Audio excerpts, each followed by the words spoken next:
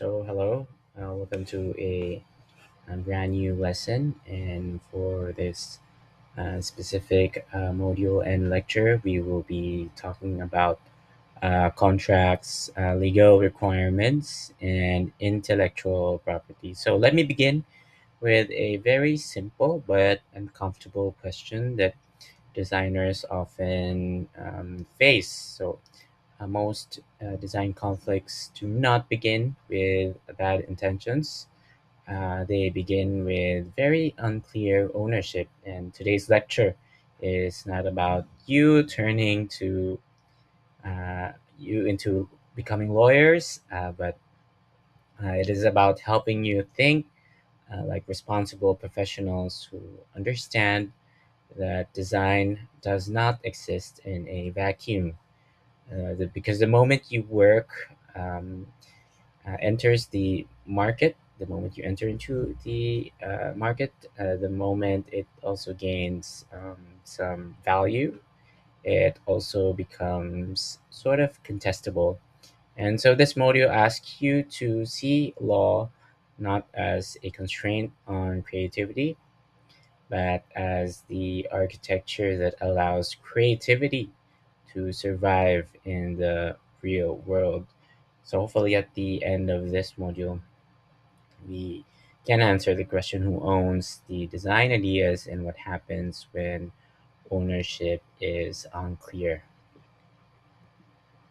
So when you design, you are not just producing objects, you are producing intellectual capital. An idea by itself is not protected. What is protected, though, is how that idea is expressed, how the idea is documented, formalized, and how you claim ownership of that idea. So, this distinction matters deeply in industrial design, where form and function are constantly intertwined. For example, a chair, a device, or a system may look simple, but legally it sits at the intersection of art, engineering, and commerce. So, this is where industrial design gets a little bit complicated. You, as a designer, understanding this distinction early will save you from a lot of confusion later, especially when money, manufacturing, and branding enter into the picture. Intellectual property rights exist to answer a single question, and this question is who has the legal authority to use, reproduce, modify, or profit from a creative work? So, in design, intellectual property rights can protect the visual form, it can protect the technical innovation, its brand identity, the documentation, and the representations of that particular design or creative work.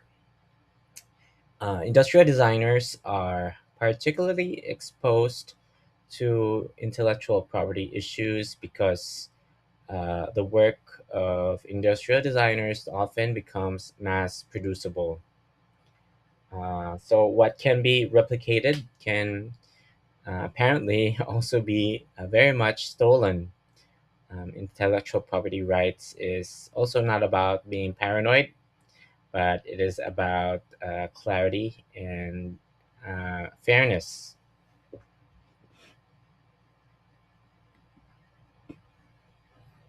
Copyright is the most understood form of intellectual property among designers.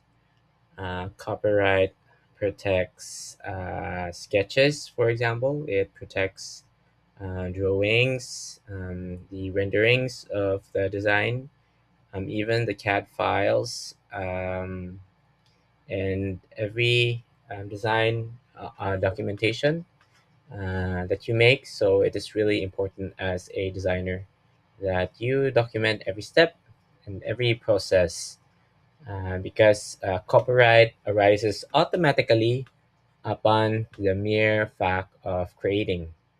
So remember that one. Copyright arises automatically as soon as you create something. So you do not need to register it to own it.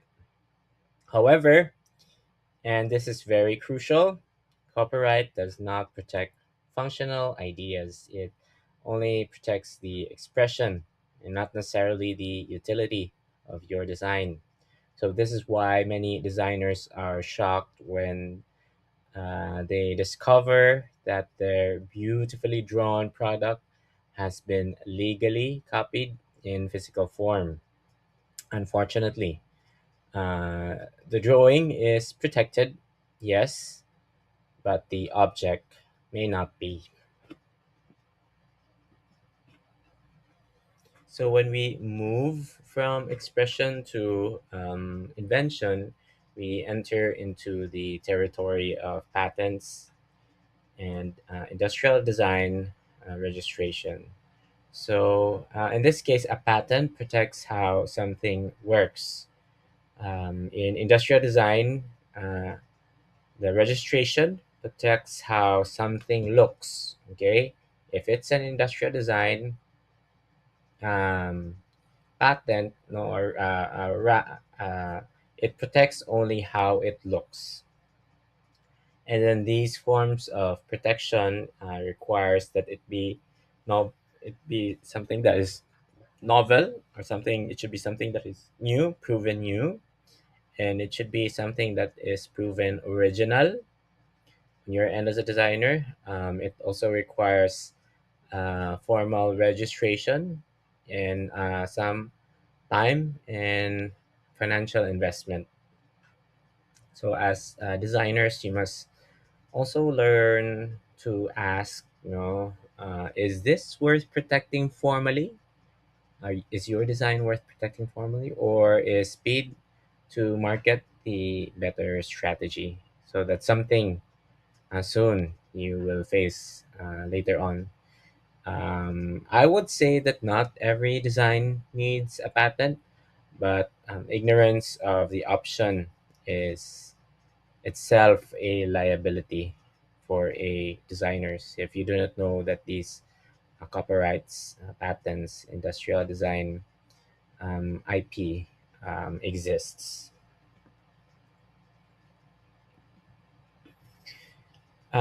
Trademark protects the identity and not necessarily the objects.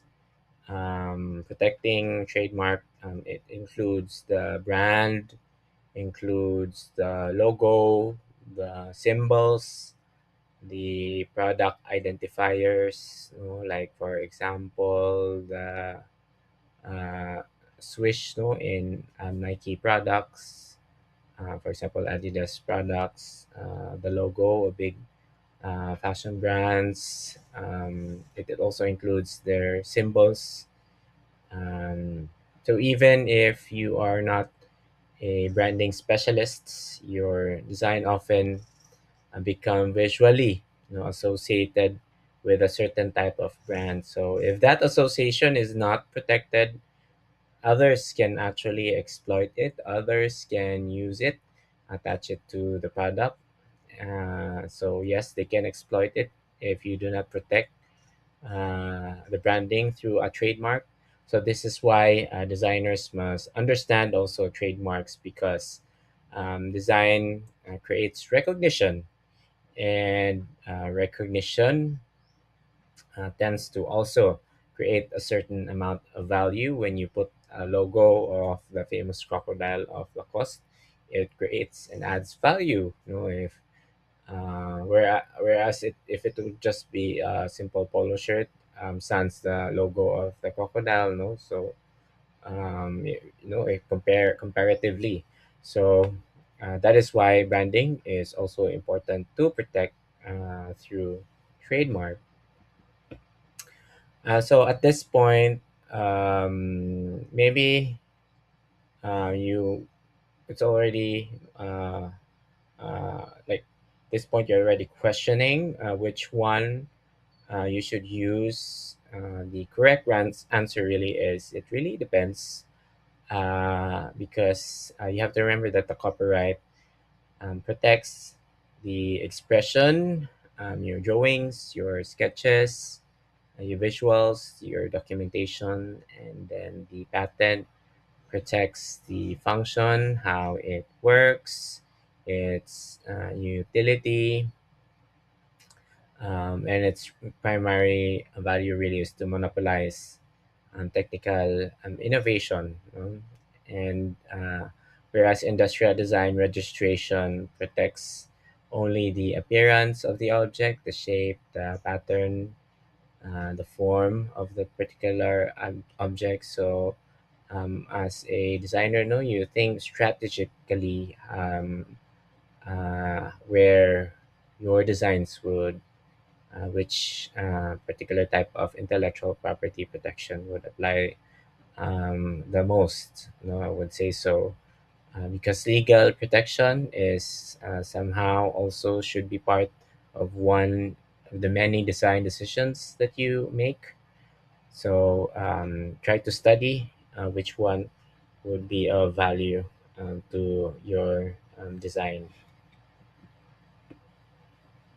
So in the Philippine context, all of this is governed, by the way, by Republic Act 8293. And this law defines the purpose and the scope of IP, practical applications, and the baseline rule, who is considered the creator, what rights does the creator have, how ownership can also be transferred. It's part of this Republic Act 8293, and what constitutes the infringement. Okay, so you do not have to memorize the law, of course, but I suggest that you understand its logic. You read the law, and the law assumes that creators have rights unless you give them out to someone.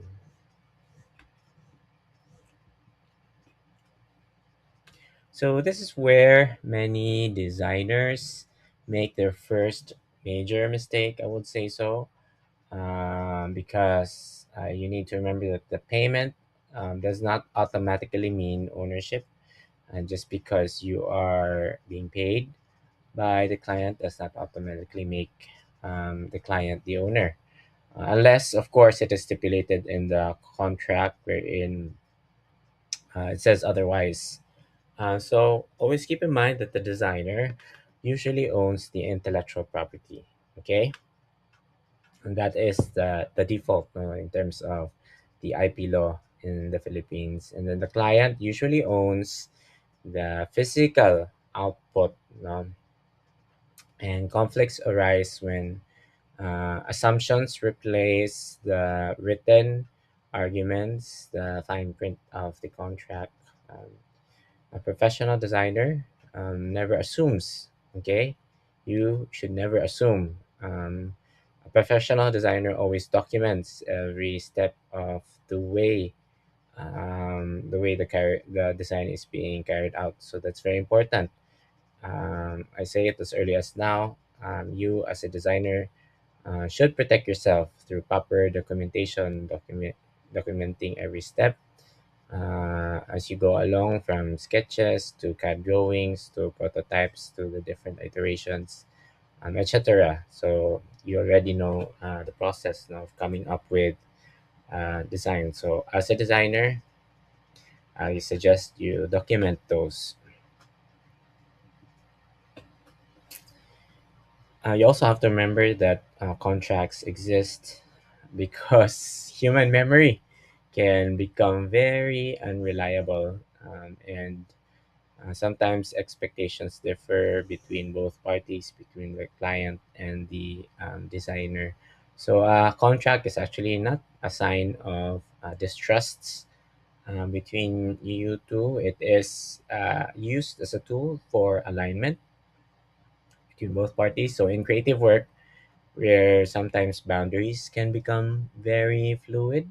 Um, the contract provides a structure of your agreement, and they protect not just you, but also the client. Or they protect both parties, especially if you encounter wherein the relation client and designer relationship becomes strained, okay, so each contract exists to serve risk management, to align the expectations, and to operationalize trust.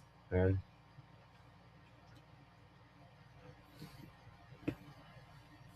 in professional practice, designers encounter multiple contracts.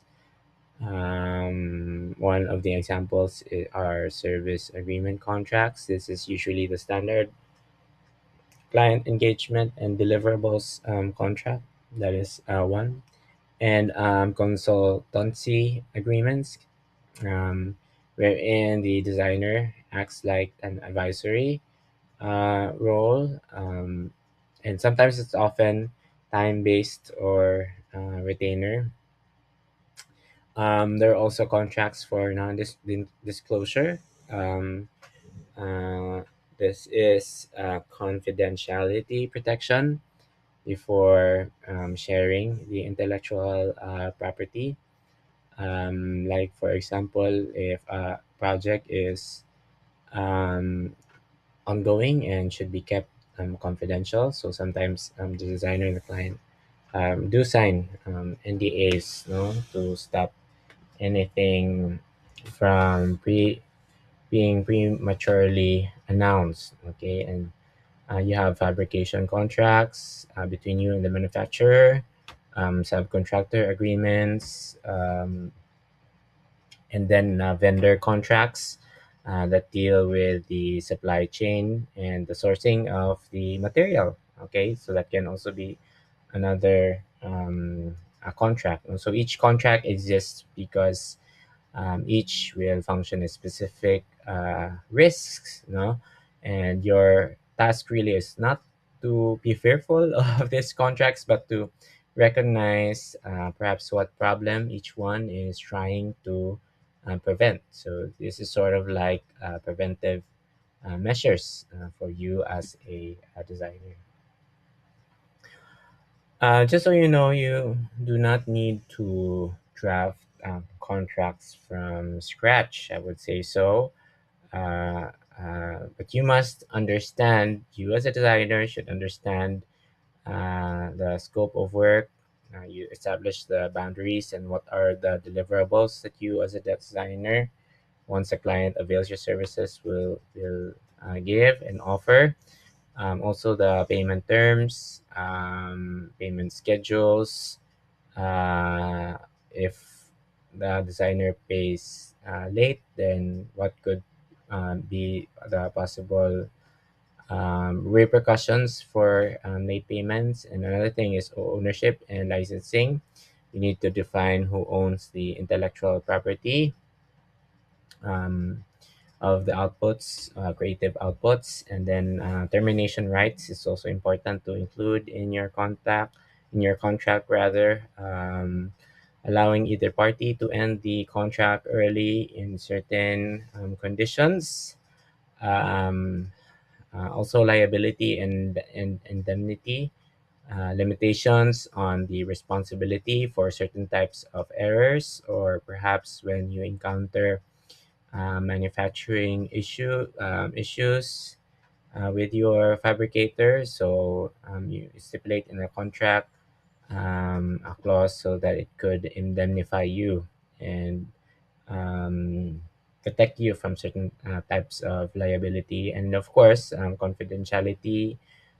For example, if there are secrets that you as a designer is protecting, and also it also deals with protecting client data that could also be included in the contract. Say, for example, the client does not want that their output or their work be included in your portfolio or be released on social media. So that those are things that's important to consider in terms of confidentiality also.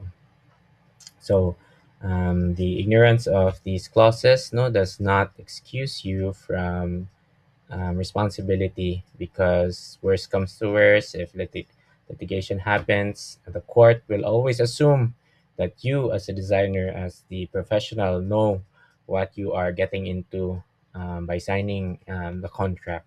Okay, that's an important thing to keep in mind. So, if you had to choose one document that determines whether a project succeeds or fails, it is actually the scope of work.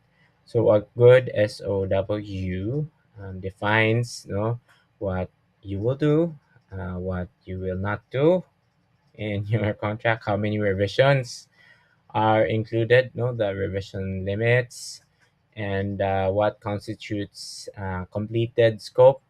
Um, that should be also included in your contract as well.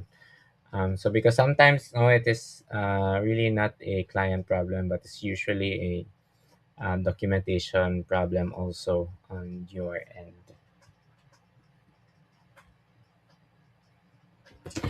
So we know that designers have obligations beyond aesthetics, because you have a duty of care to your clients, to your end users, to the manufacturers, and even to the public. You have a responsibility and a duty to care, for them, because failure to meet certain professional standards can lead to liability, like errors of design, omissions, or negligence on your part that, for example, may have caused the health or straining the client, because of an error of your design, like ergonomics, perhaps.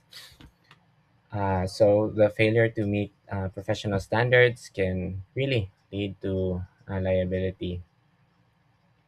And so, in terms of ethics and legal responsibility, when they overlap, no, but they're actually not the same, ethics and legal responsibility.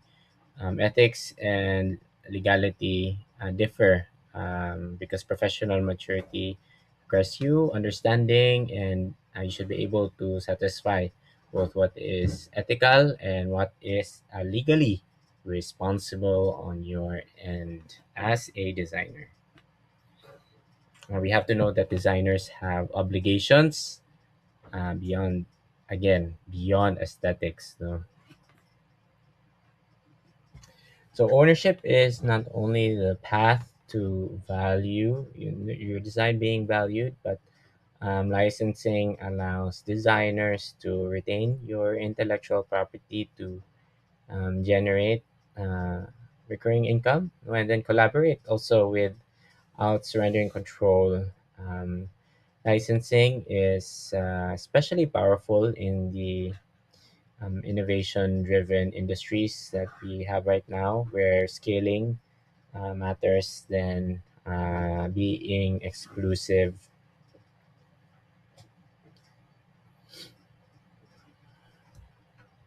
Okay, so IP in innovation and product development. So we have to know that innovation takes a village.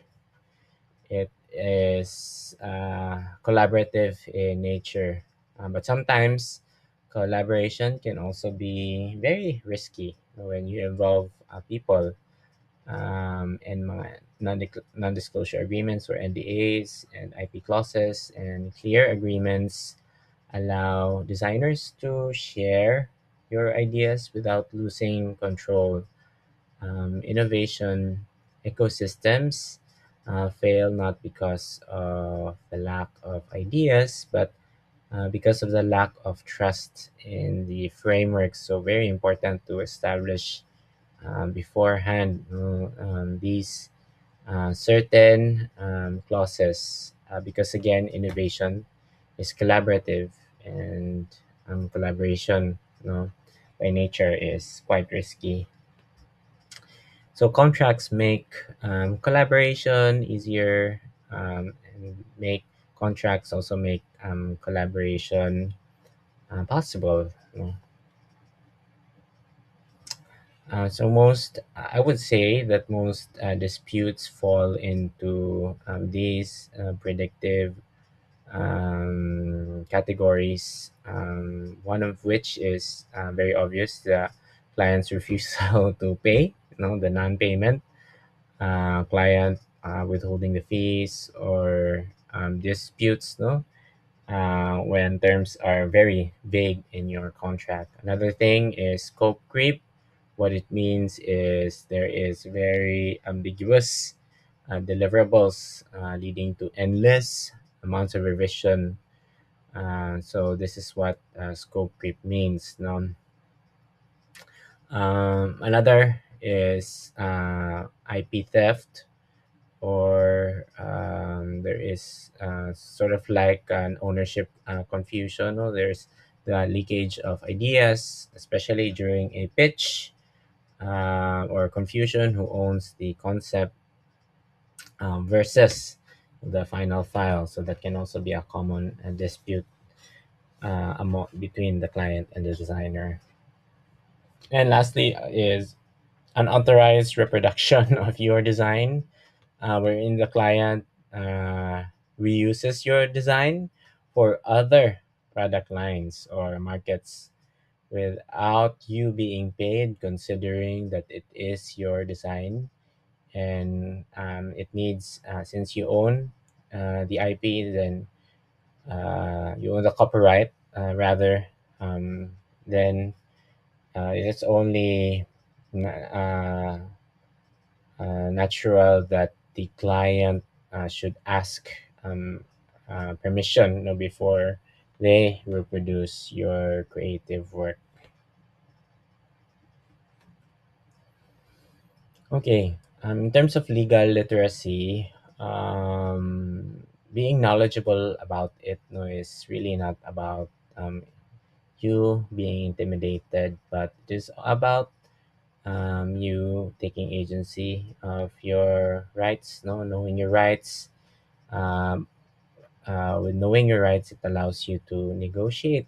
No, knowing your rights also allows you to perhaps walk away from projects, that you deem would already cross over to your rights as a designer. So power in professional practice comes from being clear and not from being aggressive. So keep that one in mind. The power comes from clarity, but not in aggression. So before every project, you should ask, what are you really creating, and who is paying? Who is paying, and who owns what, um, and what is or how is it being protected?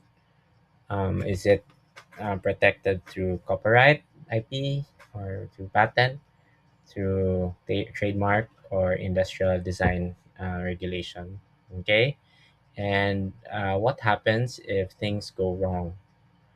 So these are actually not uh, legal questions, they are design questions about the structure, the responsibility, and the consequences later on. And so we began with a question about ownership, if you can still recall the very first slide. And so let me again end with another question. If your design became successful tomorrow, would your legal foundations support it? Okay, so if your design would be successful tomorrow, do you think that your legal foundations that you created would support that one, or would it collapse under it? Because professional design is not just about making things. It is also about sustaining your practice over time. Okay, so thank you very much for listening. Uh, I hope you have a wonderful day ahead. Goodbye.